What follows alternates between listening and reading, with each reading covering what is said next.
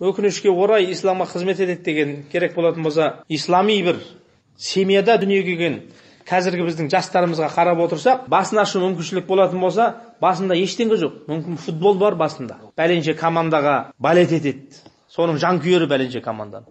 Әйтпесе бір ойын. Назарбаев мектебін бітірген. Назарбаев университетінде оқып жатыр. Мықты оқиды дейді. Соңғы кезде ана бір компьютер ойынға үйреніп алып болды. Күні кешке дейін компьютер ойнайды. Ана компьютер ойын ойнатпасаң дейді, жынданады. 20 жасар бала.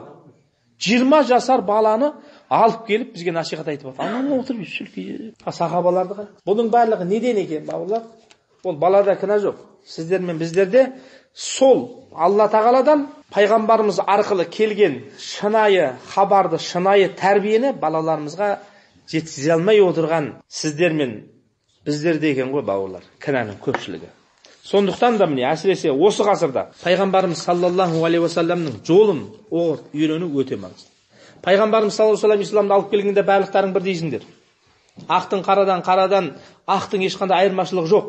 Барлығымыз бір атаның баласымыз деп адамдарды дағуатқа шақырса, өлгенге дейін осы жалғасқан, және пайғамбарымыз саллаллаху алейхи уассаламның ең соңғы хутбасында, қоштасу хутбасы деп айтылады, сол кезде күллікум ли адам ва адам мин тураб, барлықтарың адам атадасыңдар, ал адам ата болатын болса, ол топырақтан деп өзінің уағызын мәңгілік сіздермен біздерге қалдырып кеткен бауырлар.